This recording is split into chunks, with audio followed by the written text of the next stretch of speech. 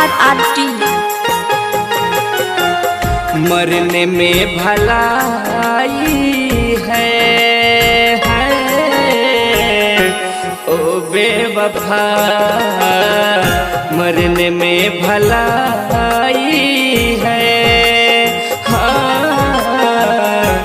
ओ बेवफा, कि तू बेवफाई है ओ बेवफा, मरने में भलाई है ओ बेवफा, मरने में भलाई है ओ बेवफा।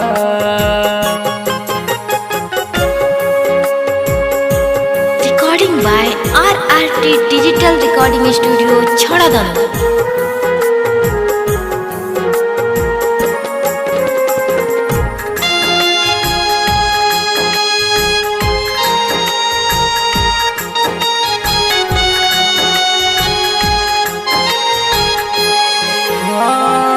मरवा में आऊंगा तो काम इतना कर देना, मरवा में आऊंगा तो काम इतना कर देना, नाश्ता के पैकिंग में तू मिला के जहर देना,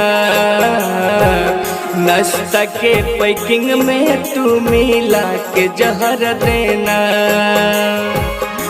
गम का दवा तो नहीं है ए हो सनम, रह के अकेला यहाँ क्या करेंगे हम, तू तो हार जाई है ओ बेवफा, मरने में भलाई है ओ बेवफा।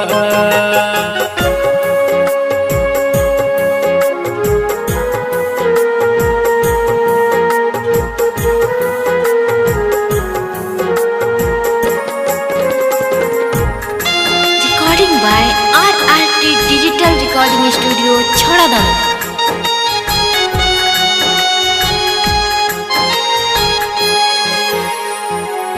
अजय चंद देशवरना जिहता नहाई में, अजय चंद देशवरना जिहता नहाई में, नंद किशोर निदरदी तड़पेगा अंगनाई में, नंद किशोर ऋषि तड़पेगा अंगनाई में।